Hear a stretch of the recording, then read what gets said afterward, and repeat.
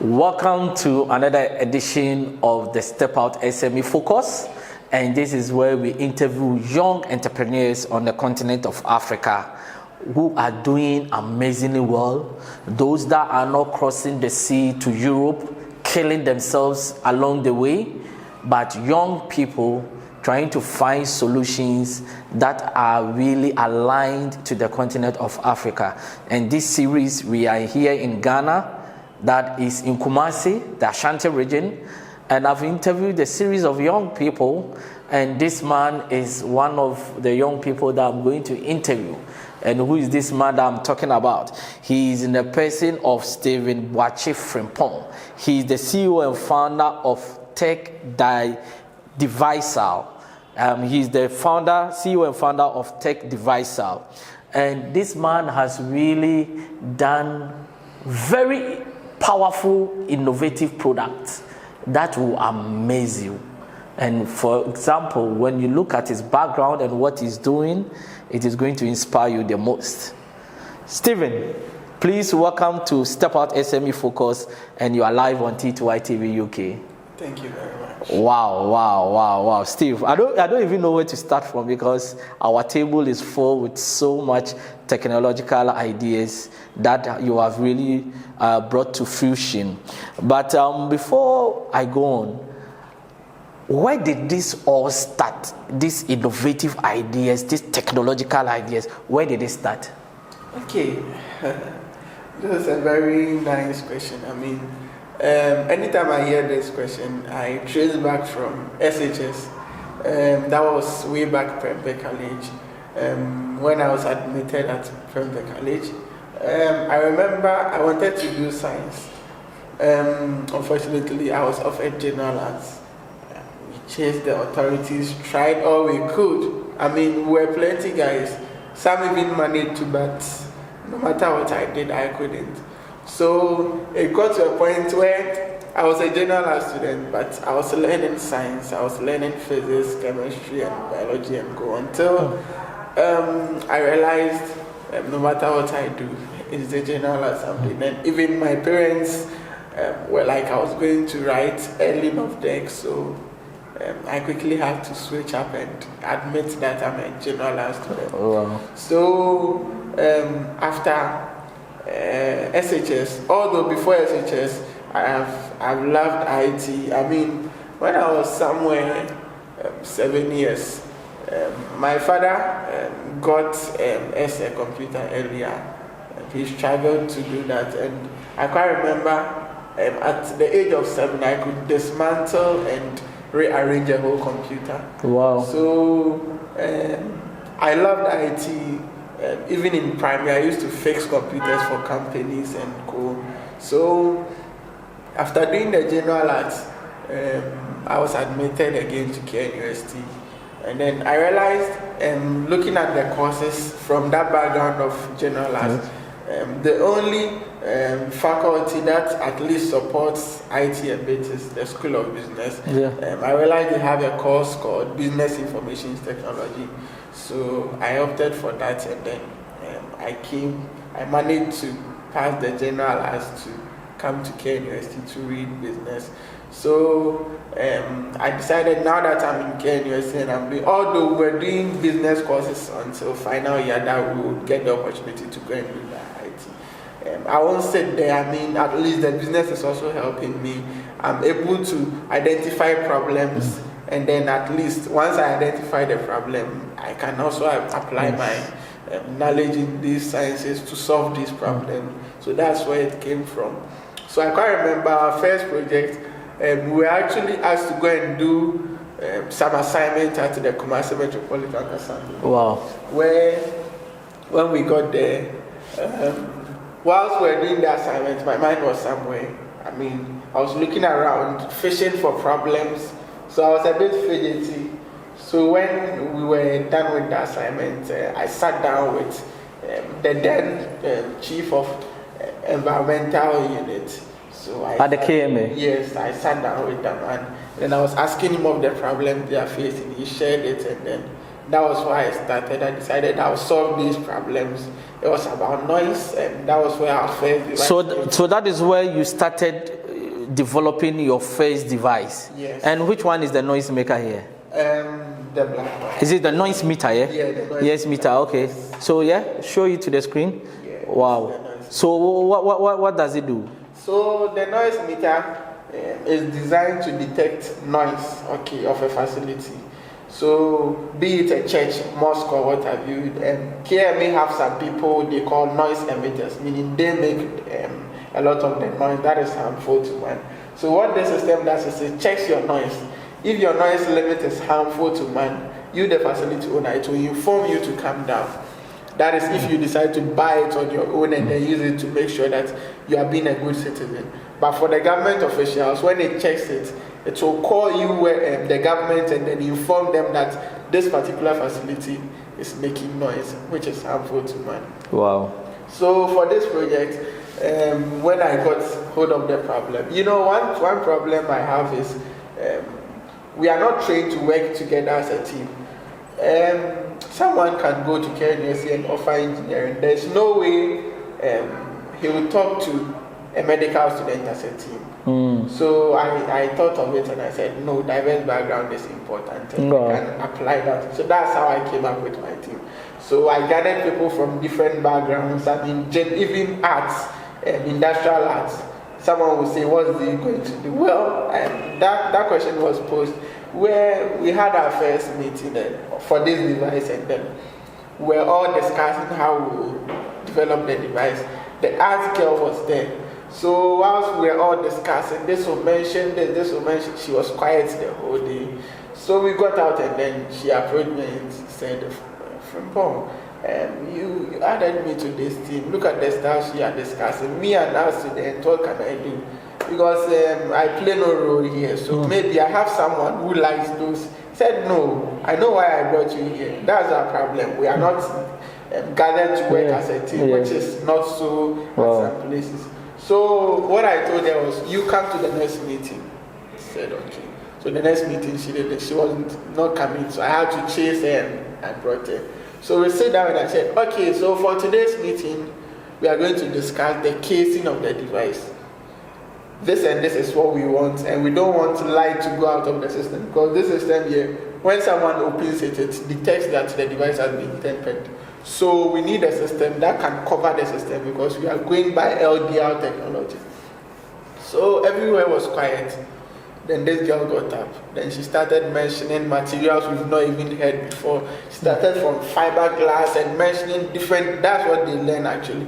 So everybody was quiet. I mean, she took the day. Oh, wow. She mentioned all the materials and said, oh, okay, so we were jotting it down. We asked them which one. So she suggested what would be good, and we were like, okay. Then I said, the next thing we are going to do today is looking at the system. I mean, what design should, then she got up again for the design. She gave us like 15 drawings of different designs. Wow.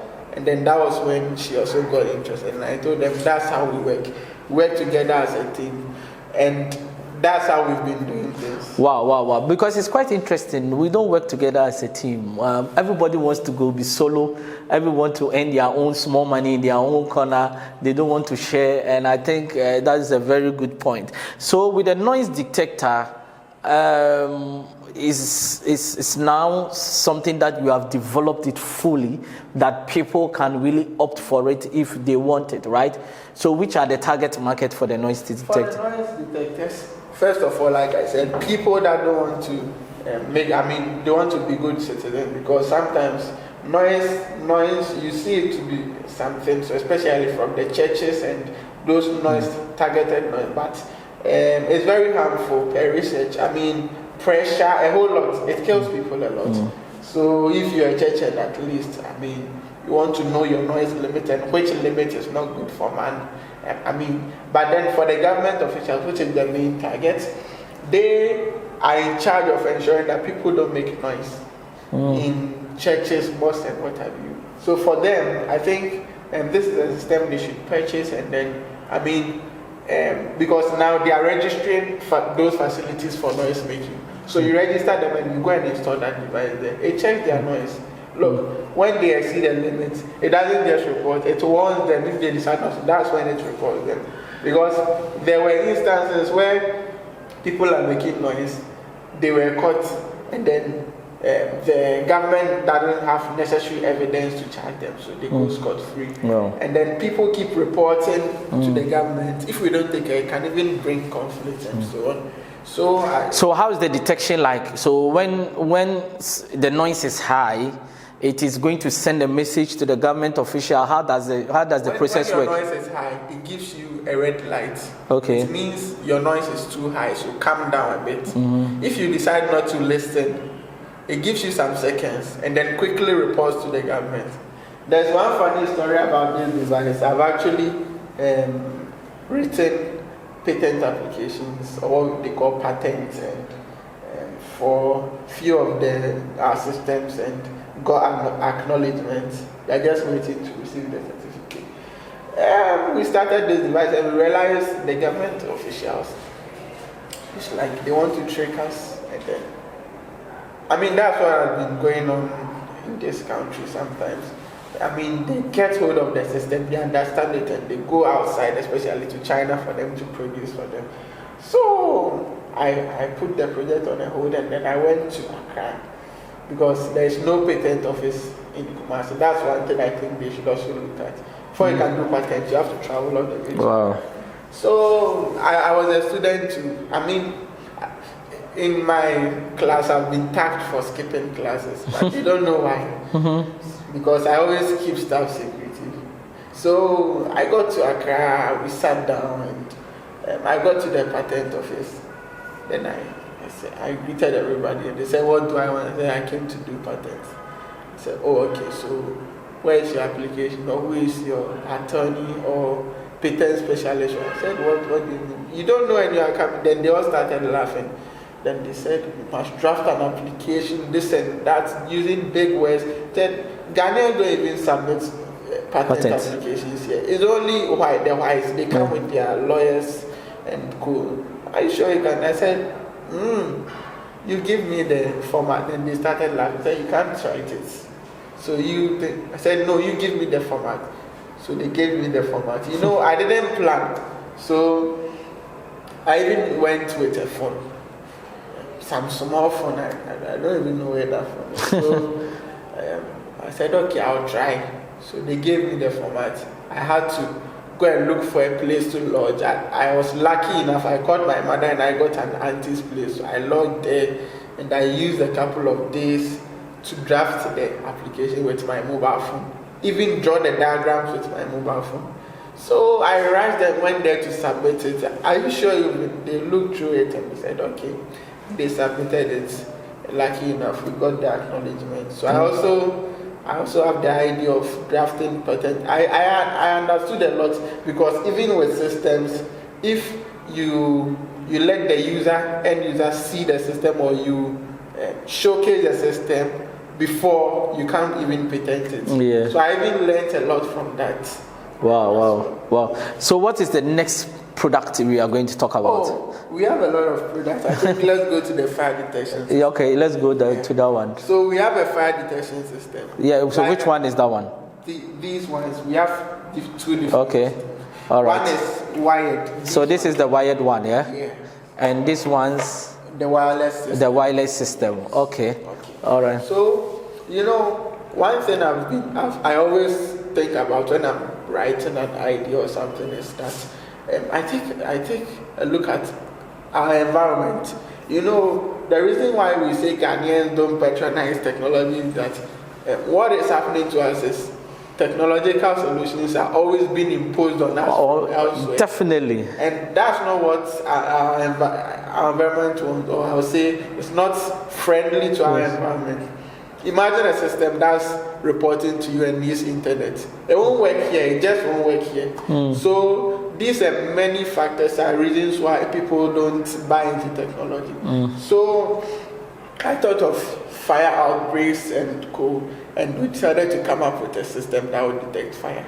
And there is this notion with black people that they want to see. Hausa, they will say Yagani.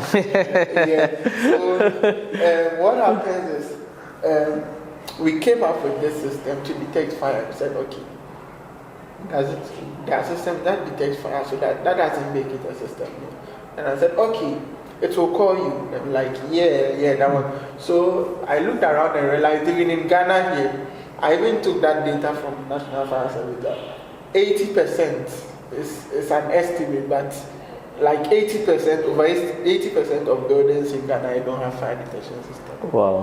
Why? You look at it and you realize, especially those, even SHS schools, if I should take you to SHS schools, I think most of them like, I've not seen any SHS school that having a fire detection for their dormitories and school. They don't have it. Maybe the new ones, you realize they construct their buildings without the idea of fire detection. Wow. So you go and import a system from Europe to come and use it. You must rewire the whole building. Who does that work? It's very expensive to rewire a whole building. Imagine an SHS when you're going to do rewiring and all those stuff. So I took all those stuff into consideration. I took poor internet infrastructure. And then precisely talking about the poor response time to fire-related incidents. So we have these systems here to solve that. They detect fire. When they detect it, they will call you. Okay. We came up with a wireless technology for people that have not made provision for wiring. Meaning now any building in Ghana here, you don't need to wire. You just put the sensors there, and they are working for you fine and detecting fire for you fine. These systems work with an inbuilt battery. That's why I'm even able to put it on whilst we are having this interview. As you can see, it's on. Yeah. Meanwhile, we have not plugged it. Yeah. Wow. So that's how our systems to work. So they detect fire and then they will call you wherever. They take SIM cards. You slot in the SIM card. When you buy, we give you a SIM card. Use this keeper to set your emergency numbers. Let's say you want to, but it takes as much as 6 different numbers. Wow. So when it calls you and it doesn't get, you can call others. And we have a dedicated system whose job is to report to the fire service directly. We have dealt with what we call false alarm. Sometimes, most smoke detectors out here, a white man will put a smoke detector at his office because he wants to detect fire or what have you. But this particular building, they know there's no way smoke will come there. That's why they have. You too, you go and you buy the same thing. Meanwhile, at your place, someone can smoke outside and it will enter your room. So why are you wasting? It will be giving false alarm.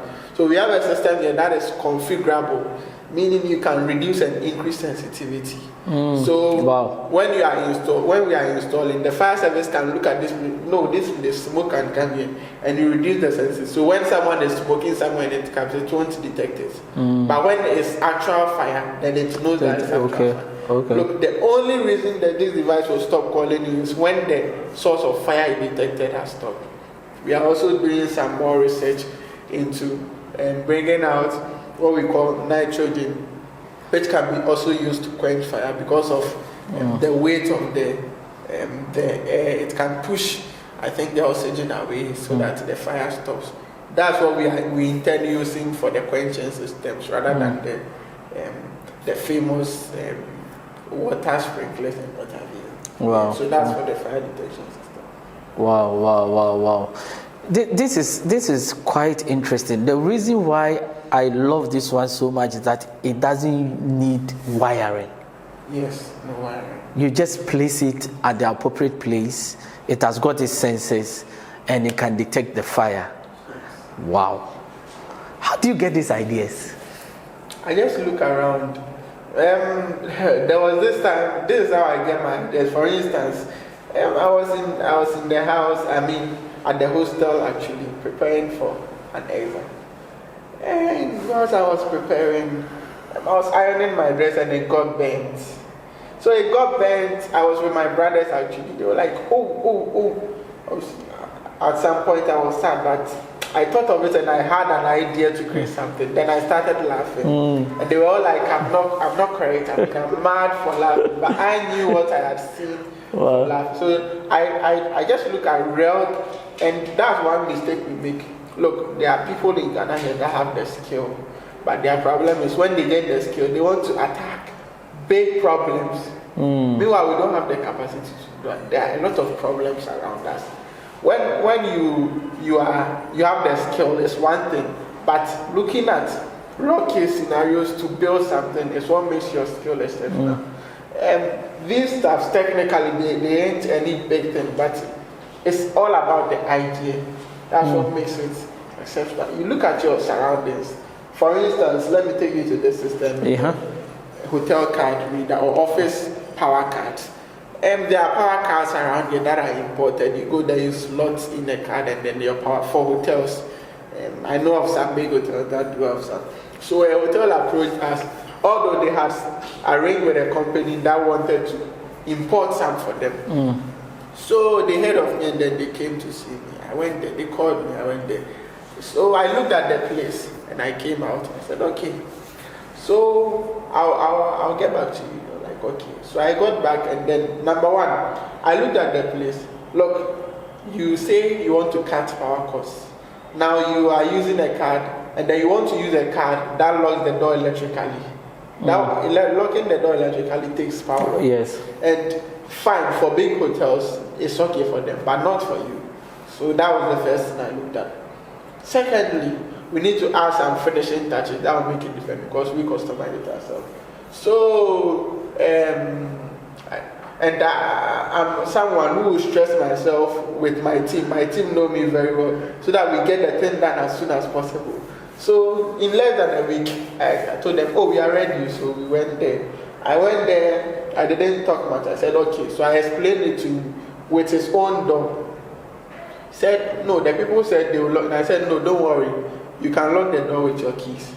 We'll create an RFID card that can be hanged on the key. So without the key, you can't, anybody that goes to a hotel, when they are leaving, they want to lock their door. And there is the case, without the key, you can't lock your door. And anytime you touch the key, you must remove the card. Hasn't it been solved? Rather than locking the door electrically and paying extra for that. That was the first thing to them. I was like, yeah, it's true, so I won't pay more. Wow. Said, we are not done. Take the card. I gave him the card and said, go and slot it and let's see what happens. The man dropped it on the system. And then all of a sudden, his power came on. When the power came on, all he could hear was a speaker that mentioned his hotel's name. His hotel, I don't want to mention the name, but the speaker mentioned his hotel name. As soon as the speaker did that, the man was like, welcome to Kobe Hotel. So he was like, wow, I've heard my hotel's name. Wow, how is that possible? How can I hear my hotel's name? As soon as he heard his hotel name, he cancelled the contract with the other company because he has seen a system that made him hear his hotel's name. Said, look, don't worry, this is just a small thing. What we can also do is that we will even let you use your voice. So anytime when that comes to the hotel, you will hear the hotel owner's voice. That's all. Said, wow, we want you to do this system for us. So when you take the card off, then it's when you take it off, it will tell you goodbye, see you next time. And I added another thing. I said, look, someone will forget of his card, right? So we'll check your door, don't worry.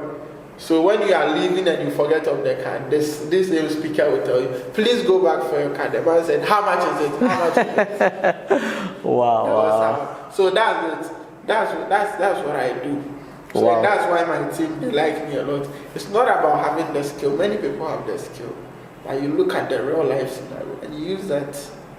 That's the thing. So for you, you are looking at problems that you encounter and you try to use technology to solve those problems. Yes. Are a lot of young people thinking this way? That's a big question. No, like I said, once in the first place, they don't even want to get the skill. You know, there's one thing I always say, and that's one thing that's spoiling us in Ghana here. I like asking crazy questions, even to lecturers.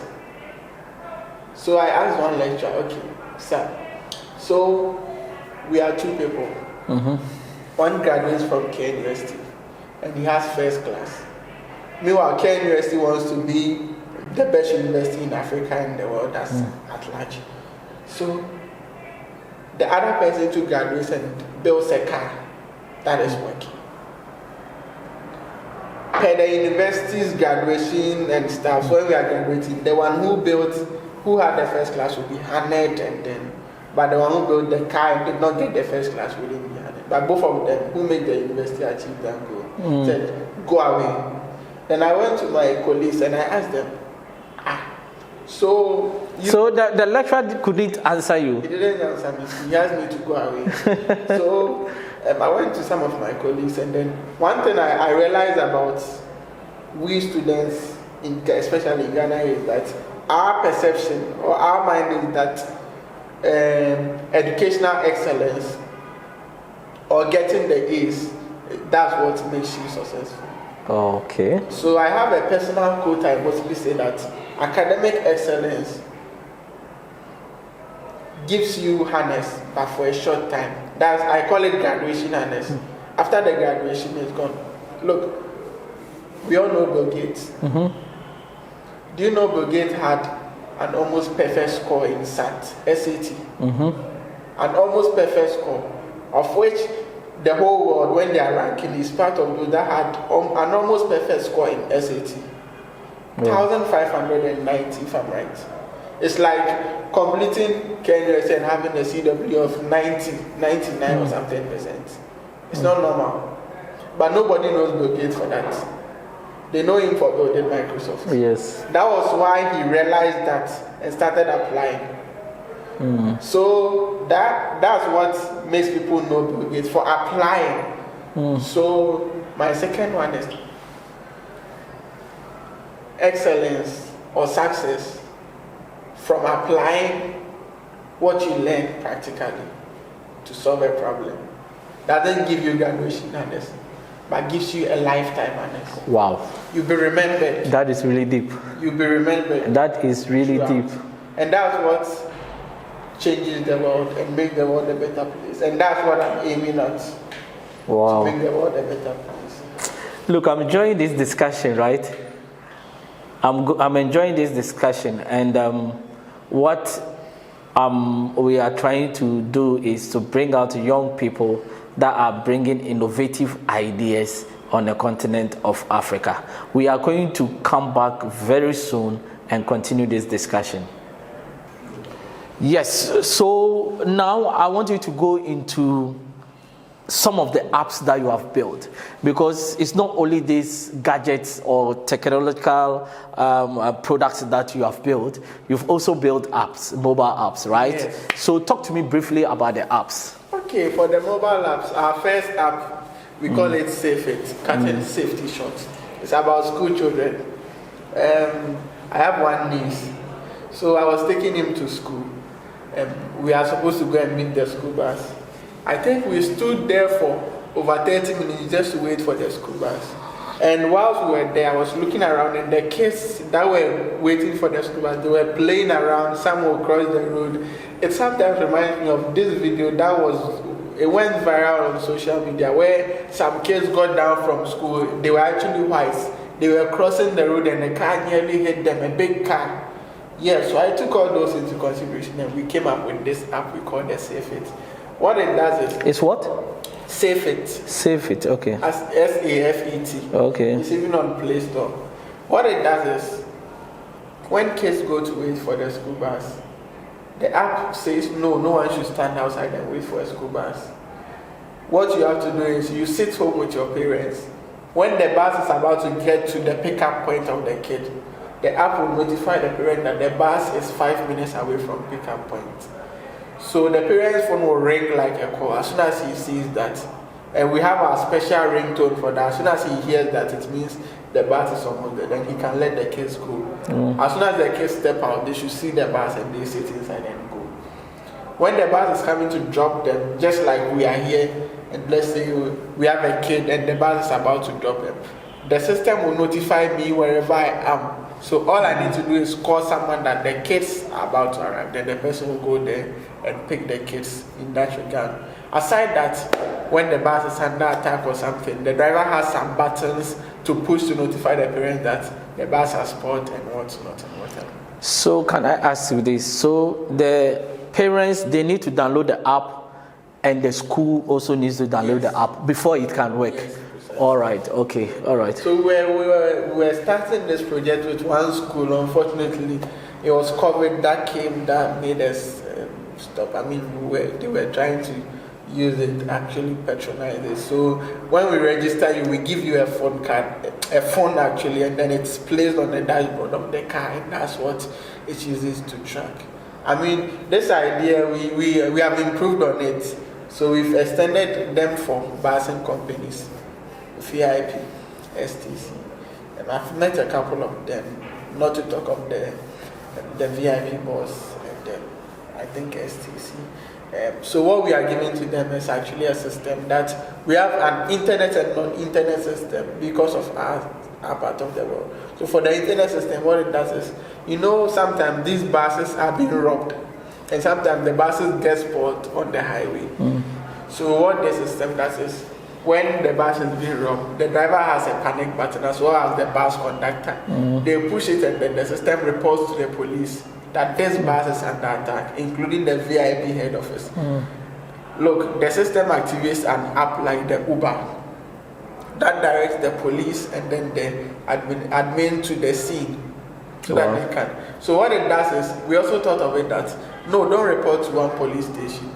So what the system does, it reports to the nearest police station as well as the police headquarters. So that if this police station doesn't go, the police headquarters can use that app. The app even reported. So why didn't you go? Because you should get the alert. So they have no reason or option than to move. Wow. So that's what we used to actually upgrade the system. And we again came up with the non-internet button, which is a panic button that when you push, it doesn't need internet. It will just call the police, and then it gives them the location of the static location. It will tell them, at the time I reported it, I was standing at here. But for the internet, it needs the internet to give them the moving location so that as the car moves, so that one, it works fine.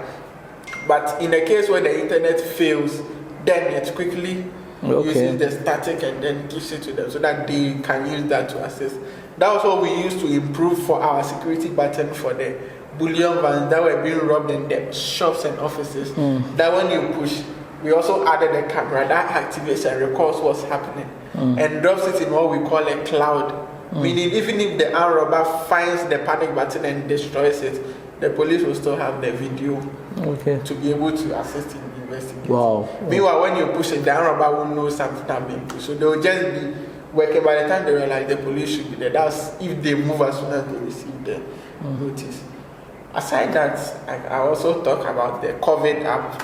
We named it COVID, and that was when COVID came. I mean, we needed to do something. So in less than, right after 4 days, I think this app, very funny, we used 4 days to build the whole app. You are joking. We were not sleeping. I always credit my teammate JC for that. We were not sleeping 4 days to build the whole app. So what this app did was, it has a video calling feature. So when you are not feeling well, you go onto the app and you get a doctor to examine you on a video call, and then he pushes a button when he suspects it's COVID so that you can be tracked, and then they can come and test you. Another feature we added to the app was the fact that when you are using the app, when you install the app, and let's say you speak Twi, the app gives you COVID tips in your language anytime you wake up. And secondly, when you leave your house and you come back, the app reminds you to go and wash your hand.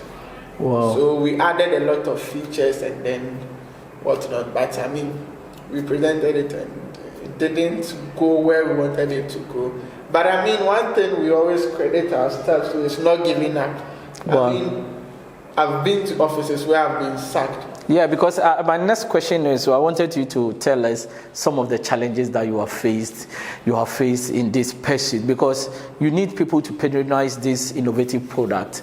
But if people, how have you been accepted? Yeah, it's very difficult. Especially in Ghana here, where they say technology is a problem. But then what I'm trying to let them understand is that the best fit, like the example I was giving with the hotel owner, for instance, I made him understand that I know your environment. I'm not going to impose something. I'm looking at your environment. I think that's the way for that's what will work. And then school.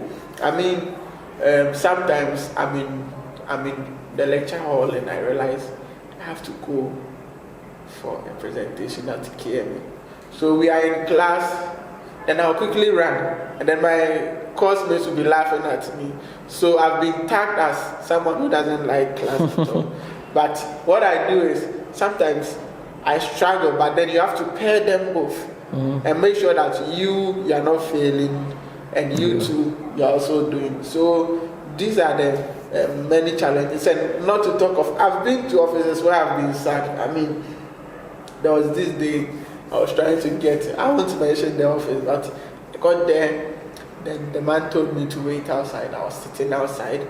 I got there in the morning. Meanwhile, I had lectures at around 12. I sat there 11:30, still said, Master, the class, will come on. So I sat there. 3, still, 4, still. The man didn't really see me. Oh, he came, oh, I forgot, blah, blah, blah. I said, oh, no problem. The next day I was there. The man came and he said, you, this guy, won't you give up? Okay, come and let me listen to you. What do you have to say? Meanwhile, I just wanted to listen to him because I needed to find a problem from his office and then use it to solve a problem. So these are the kind of stuff we face. And then, not to talk of our affairs, and then someone will say, how do you fund these stuff? It's very fun. Sometimes I always credit one of my lecturers, Dr. Enya. We move together. So sometimes I'll judge him and then he'll give me the money. I also, for my job money, I always sacrifice it. That was what I've been doing. And my teammates, they have this perception, this guy has money. But they don't know sometimes I will spend my money to go and buy electronic and say, not eat. But no one knows. I'm just sitting there and laughing like nothing is wrong. So it's been very hard. So it got to a point where I also started offering myself for service. Like, if someone wants a mobile app, quickly go and develop it for the person, then get some money to be able to invest here and whatnot here. So that's how we do. It's not easy. So you've been in school, not even finished yet, right? You're about to graduate.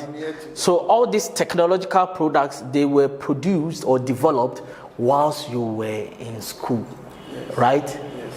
A lot of young students or graduate students are waiting for them to finish their service before they even think about what they want to do with their lives. What are you going to tell them? I always tell my colleagues this. That kind of perception, is not the right thing, because our system is different. Ghana, we have a system where there are no jobs. So if you don't take care, when you finish, you won't get the job if you don't create. So I think it's about time we create. And one thing I've realized is when you apply, it will work. We've encountered a lot of problems, failed systems and what have you, but it will work. So instead of you sitting there and waiting for your parents, waiting to finish, fine, people will say we have their links, it's okay. But if you know you don't have the links, my brother, one of my aunties, Auntie Nana, she always tells me, she says, if you don't get hungry, you won't think. And it's true. Yes. When you are sitting there and you are hungry, me, I'm coming from a family where we are 9, one mother, one father. And I know how my parents struggled, to take us all through school. It's not easy. We have been through a lot, and not to talk of running shift in terms of chop monies and all those kind of stuff. So when you are hungry and you are sitting there, you think. Yes. So, like I said earlier, my personal quote, which states that, when you get the A's, and that perception that when you get the A's you are successful is not so. It's a different ball game. When I was before, like just now, whilst we are preparing to graduate, see my mates happy. I look at them and I'm quiet. I'm always quiet, but they don't know what's going on through my head. What's actually going on through my head is that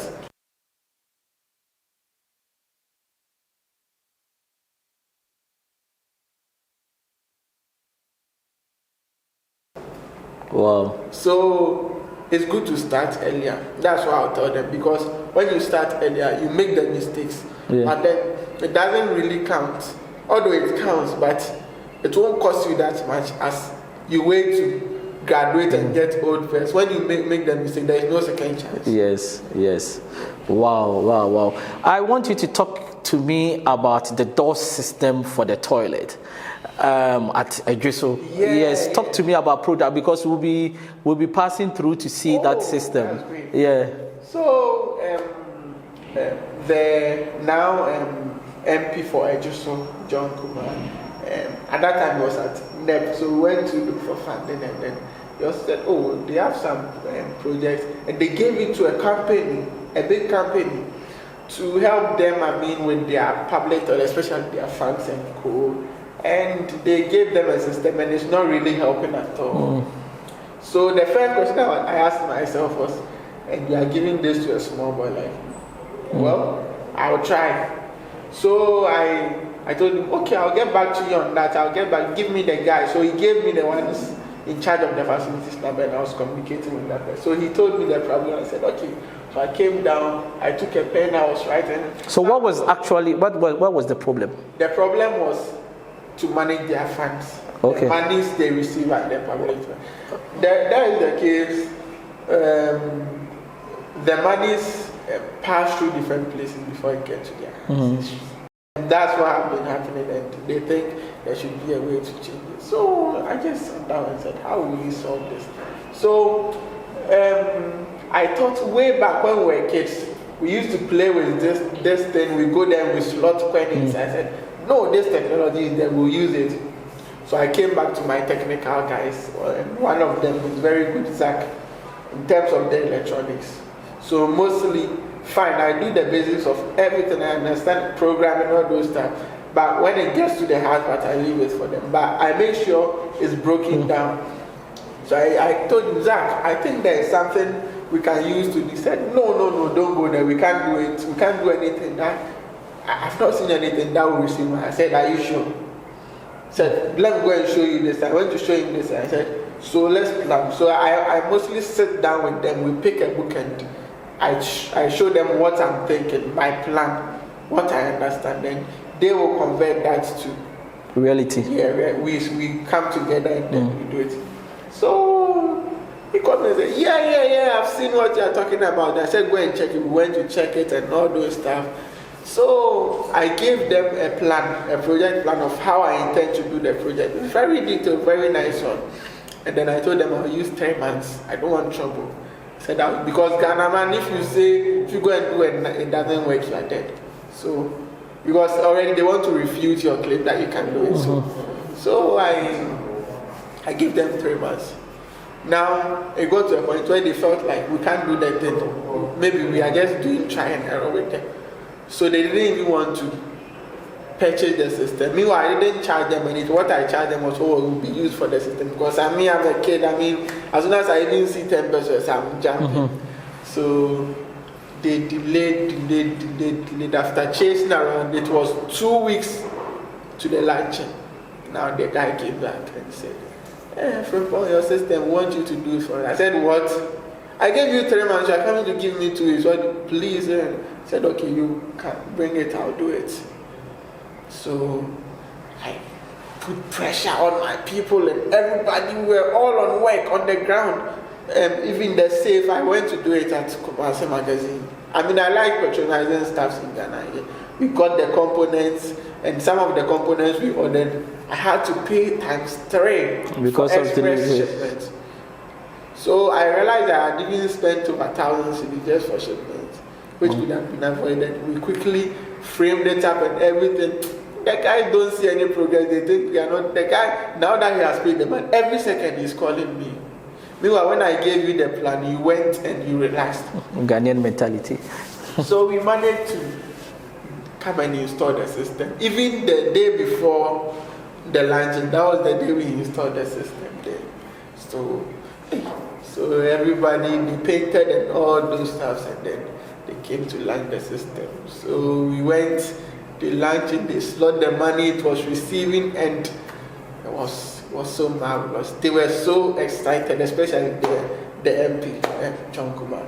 Saw it and was like, wow. So they slot the money in and it works. And funny enough, so if they slot the money in, what happens? It receives the money, it records that someone has visited, and it opens the door for the person to go and use the toilet facility. Wow. So they can count the number of people that have used the toilet in a day. And it gives them the date.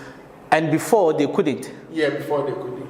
So when we saw the one funny thing, we realized after they had lined the thing and they had left, everybody comes to see it. It's like a tourist attraction. They come. It gets to a point where someone comes. He's not coming to use the facility. Comes and he just wants to slot the money inside and see if the door will open. He slots it in. He opens the door and he goes and he exits and he comes and slot another money. Wow. That one alone was revenue. And we realized that after installing the system, before they were getting like 5,000 cedis in 3 months. It will take them 3 months. But to make 5,000 cedis? Yes. But after the system, in less than 2 months, we looked through the database and 13,000 Ghana cedis. Wow. Yeah. That is times 3 or so. Yeah. So we designed a system that receives the money. It stores it in a safe, which is locked. And the key to the safe is given to the bank that comes for the money. And then the computer records it. And then so we have entrance and exit. And we have created a system that when you try to hold the door for someone to enter, it will detect that and blow an alarm for them to know that someone is holding the door for someone to come. Wow. Charlie, it's been nice having you, and trust me, I've really enjoyed your innovative products. And to consider that you are a young man that is about to graduate and you have got all these ideas. And one of the things I like about it is that you are not going solo. You have been able to build a dedicated team, meaning that you guys have got a future.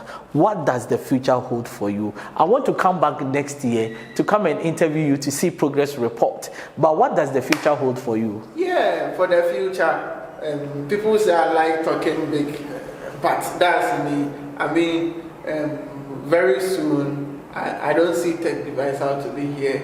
I mean, we intend to be a tech giant. That's our main focus. I mean, we do everything, we go across everything, and we intend to create huge employment. Let's take the fire detection system alone. A system where we employ people to produce, we employ people to sell, we even employ people to install, and we employ people to do maintenance.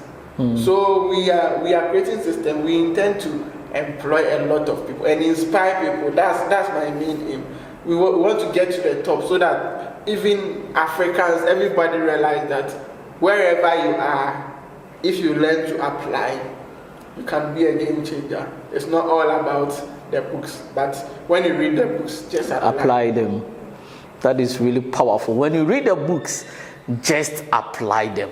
Your last question, what is the mindset? What mindset do you think the youth should have for them to be innovative like you, for them to build ideas that can enter into from Ghana to the African market and to the world? What should you do when it comes to their mindset? When you get the skill, don't be thinking about big problems. Look around you. When we go for competitions, that's one thing I've realized. It's not the one that has the solution that's the most difficult to do. That's not what the world is looking for. But the solution that solves problems. Wow. Let's take a look at Amazon and Jeff Bezos, looking at that website. I don't think that's the most difficult website to build. No. But look at the structure. But then it made him the richest man in the world. Yes. So it's not about how complex your thing is. No. We all have complex ideas. If I start to mention the complex projects I want to do, we'll run. But you start from the gradual stage. Deal with the small stages. Try to add value. We are launching this online marketplace from us just to use to also raise more money. And then I thought of funerals. People go to funerals. One, locating funerals is a problem. We are talking about the system. Aside you buying and selling, you can advertise your funeral. When you advertise your funeral, it can easily be located. And what other thing can I add? And then I added something whereby even if I don't come to the funeral, with that platform, I can even pay for what they call the somebody. The donation. Yes, I can even donate to the funeral for whatever. I mean, there are tiny but by the time you realize that's what becomes big. It's not the difficult one. No one, what I've come to learn, because most of the people that we suffer to do, that's what they will just repeat it. So no one is much more interested in how hard you suffered. They want to see their problem being solved. So rather look around you, everything you do, bring it to your own world and then solve the problem. Wow.